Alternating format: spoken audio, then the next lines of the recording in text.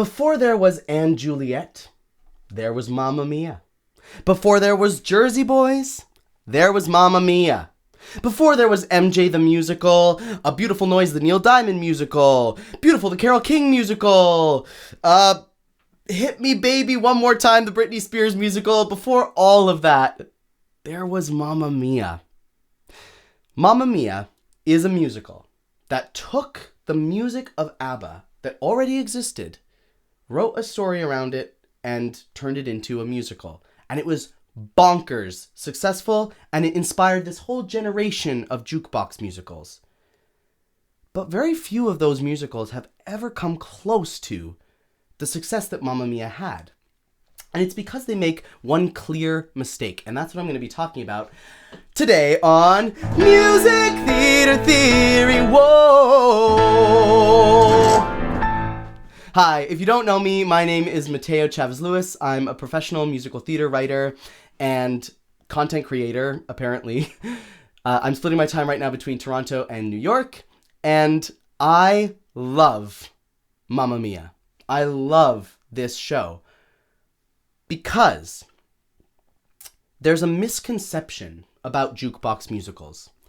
There's a misconception that just taking the songs of a famous artist and putting them on stage, people will come flocking to the theater to see you because they know the artist, so they've got brand name recognition, and that's all you need. It's true that brand name recognition helps you out a lot, but that's not everything. Everybody just wants to be told a good story. People want to be told a good story. And that doesn't mean it has to be, high art, and it doesn't mean it has to be dark and angsty. It can be light and fluffy and fun and entertaining like Mamma Mia is. But if the characters are clear and believable and feel human, if we understand what they want and we're not confused, if that doesn't keep changing every scene, if the location and the setting is very clear and we feel transported to the world, it's a good story. And we're going to be invested in it. And that's what people really want. The most successful jukebox musicals are not the ones that have the most popular music catalog in them. That helps.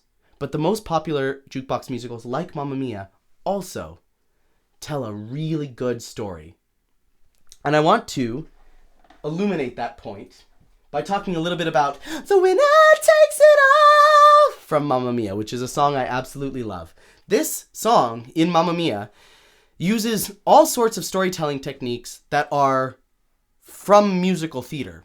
Like, it borrows a bunch of musical theater staple storytelling techniques. It uses motif. It uses, musical theater style build and crescendo. It tells its story very clearly. The lyrics sound like musical theater song lyrics. So we're going to look at all of that. We start, The Winner Takes It All, with this bass line. And there's some dialogue between Donna and Sam over the bass line. Do you recognize that bass line? No? What if I play it a little bit faster? What if I loop it? And what if I take it up the octave? And what if I play it with this melody? Oops. There we go. It's Mamma Mia. This bass line is the intro to Mamma Mia. They're using leitmotif. They're using the kind of compositional technique here that Stephen Sondheim uses and that Richard Wagner used before him. They're using motifs. It's classic musical storytelling.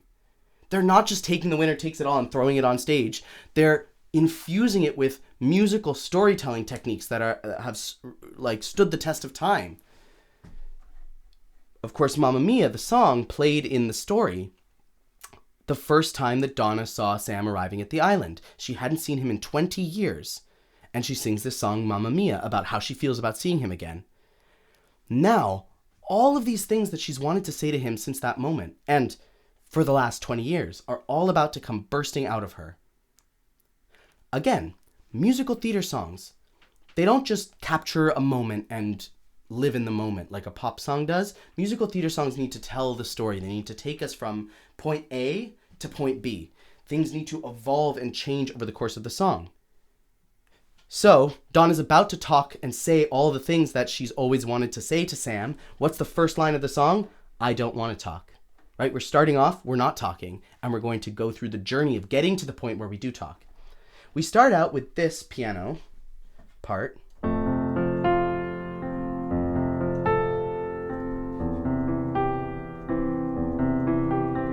Right? Which is not as busy as it's going to get, and it also doesn't feature the key winner takes it all melody that we all know and love that plays in the piano in the original song.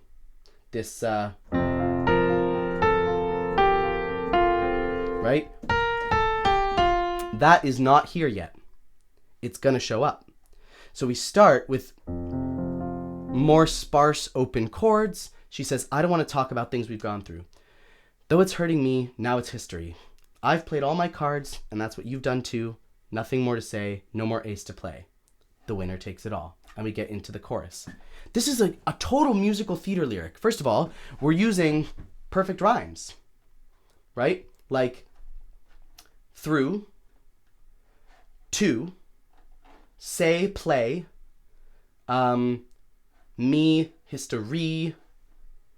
Like they're all rhymes that Stephen Sondheim himself would approve of. Except maybe history, because we would say history, not history. And so in order to rhyme the re, we have to change the emphasis of the syllables a little bit. But that's like a tiny detail. For the most part, we're using perfect rhyme, which Stephen Sondheim and Oscar Hammerstein were very serious about always using in their songs, unless they had a really good reason not to. We've also got a very clear perspective here, right? The character has a very clear thing to say. She's clearly talking to someone.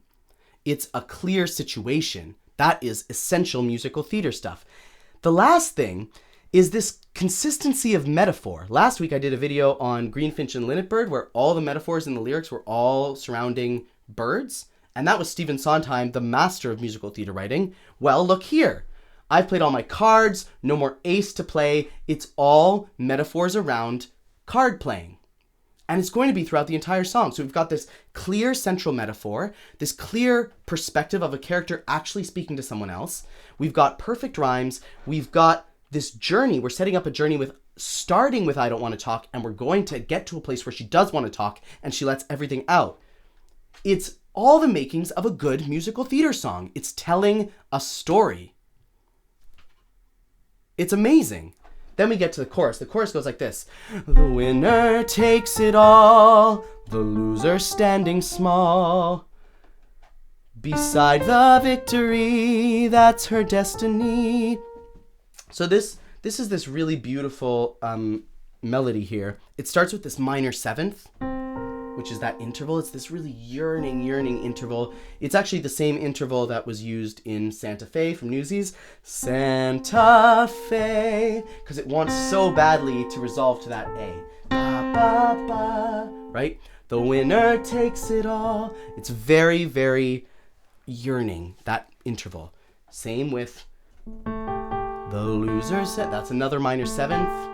And this one goes the loser standing small down to the F. We've got an F major chord and a D minor chord. So we've got the major and then we've got minor. So we've got that major, that minor, that bittersweet feeling, all of these conflicting emotions that Dawn is feeling. It's baked into the music. It's brilliantly written. The other thing, that's like advanced music theory, is this right here. That is an A over C sharp chord, which sounds like this. Here's the F. There's that A over C sharp, which leads us into the D minor. Oh, and it's so satisfying when it does. Why does that work? Well, it's called secondary dominance. It's a pretty advanced music theory concept.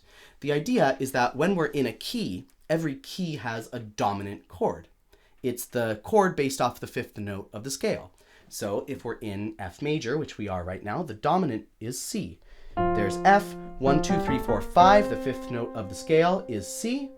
We build the chord off of C. There's our C dominant. And the dominant chord, the key thing about the dominant chord is that it leads really nicely back to the tonic chord or the home chord of the key. In F major, the tonic chord is the F major chord. So that dominant chord leads really nicely back to that F. A secondary dominant borrows the dominant from a different key. So here, we do not go into the key of D minor. Here, we do not go into the key of G minor. We're very firmly still in F major here, right? And here we've got that F major chord here to set it up so it feels very major. We're not going into the key of D minor. We're just playing the D minor chord. That's all we're doing. But by borrowing the dominant from the D minor key, remember how I said that dominant leads really nicely back to the home chord of the key? In the key of D minor, the home chord would be D minor. So we know that no matter what, that A chord, which would be the dominant in D minor, right, based on that fifth note, we know no matter what, that dominant chord, that A chord is going to lead really nicely back to D minor. So instead of going to the key of D minor and changing keys completely, we're just using that one chord. But we've got that A chord where we use that, the third note of the A chord is a C sharp, which doesn't even appear in the key that we're in. But we use that C sharp anyways, just to like draw us into that next chord, and it's so moving. Like compare that to if we didn't have that secondary dominant there. It would just be...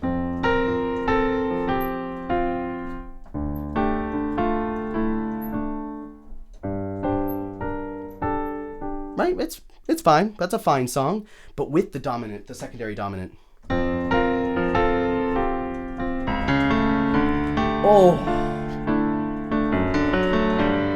Oh, it's so good. It's so good. Like it just moves us forward.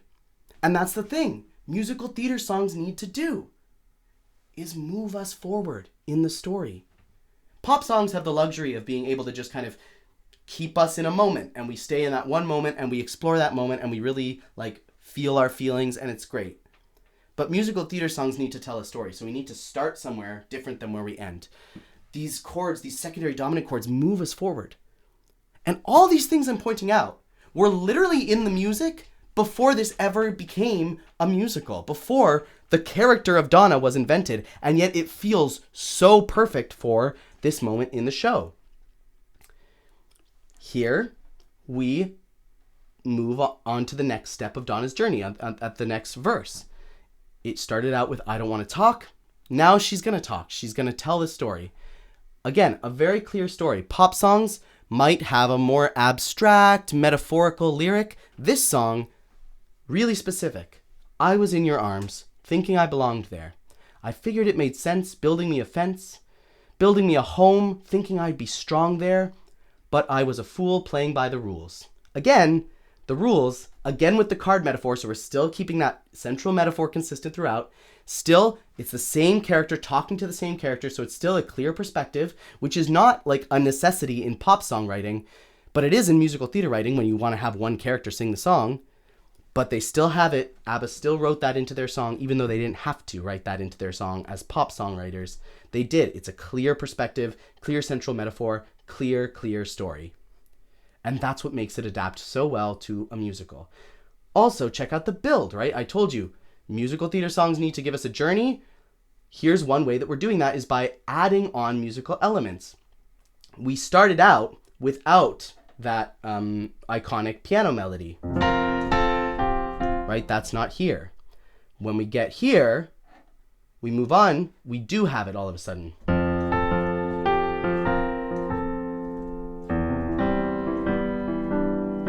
Suddenly it is there. So we're adding that on. Then we get to the next verse where we add on these choir vocals, right? The choir comes in. So we're building. We're getting bigger and bigger and bigger. Then we bring it right down for this last heartbreaking verse where she repeats again, I don't want to talk. because it makes me feel sad. And we go down to, it's marked there, a piano dynamic. So really, really soft. And again, that iconic piano melody disappears, right? It's not there. We just get really quietly, right? Like, that's it. I don't want to talk, 'cause it makes me feel sad, and I understand. You've come to shake my hand. There we get the melody back in the piano. So we get the build is coming back. We had this one moment where she brought it down again. She's been talking, it's been loud. Then she brings it down and she says, look, I'm sorry for saying so much. I don't want to talk. It makes me feel sad. But you see, and then we have this big explosive final chorus. The winner takes it all. So we have this back and forth where she's like, I don't want to talk. But actually, no, I do. Here's everything I want to say.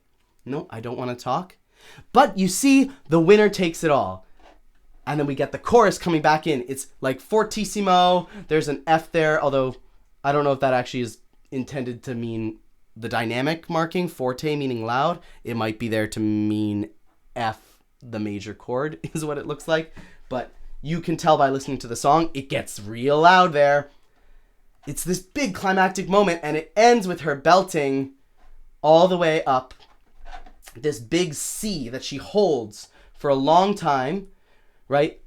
Before this in the song, she's touched the C a little bit. She's gone, a big thing or a small. That's it, but it's just like an eighth note tied to a triplet, right? It's not a long note. Here we have a quarter note tied to a whole note, tied to a whole note, tied to a whole note. She's holding that note for 1, 2, 3, 4, 5, 6, 7, 8, 9, 10, 11 beats compared to, you know, over here where she holds it like half a beat.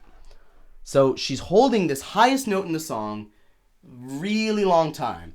Big epic climactic moment where she finally says everything that she's been meaning to say to Sam this whole time, and it ends with this big epic moment. The whole orchestra's in, the choir is in with the ah. It's this huge moment. Because this character that we've come to know and love, Donna, is finally saying everything she's always wanted to say. Boom! Like, it's so powerful. And it's powerful because of its storytelling, right? We get the motif at the beginning from Mamma Mia to tie us into the story of Donna and Sam. It reminds us, we hear that bass line, and it reminds us of the moment when Donna first saw Sam on the island. Then she says, I don't want to talk. But then slowly the music starts building. We get the piano melody coming in. We get the orchestra coming in. We get the choir coming in. It builds. She's like, I do want to talk. I do want to tell you everything that I've been meaning to tell you for 20 years. Then she brings it down again. She goes, no, I don't want to talk. It's making me feel sad. But you see, and then everything's back in again, and she says everything she's always wanted to say to Sam's face. She says it, and she ends on this big high note where she's letting everything out. And we've been waiting the entire show. This comes near the end of Act 2, and we have been waiting an act and a half for her to get to this point. We've been cheering her on. We've been hoping for her to figure it out. Here she figures it out, and she lets it all go, and that's what makes such great musical theater writing. But it's not a musical theater song. It's a pop song. And it has all of these elements baked into it. So, don't let anybody tell you that jukebox musicals have to be stupid.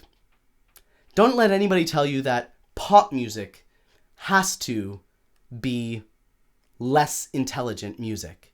It's just not true. There can be so much thought and emotion and story put into writing pop music or jukebox musicals. And we need to hold all of our pop music and our jukebox musicals to this high standard of like thoughtfulness. Because pop music can be brilliant. And jukebox musicals can be brilliant. And they deserve to be. Okay, that's all I have to say. You know the spiel. Join me on Patreon, subscribe to the channel, and I hope you enjoyed me nerding out over this song. This is one of my favorite songs of all time, to be honest. I really love this song, and I really love ABBA. I'll see you next week here on Music Theater Theory. Whoa.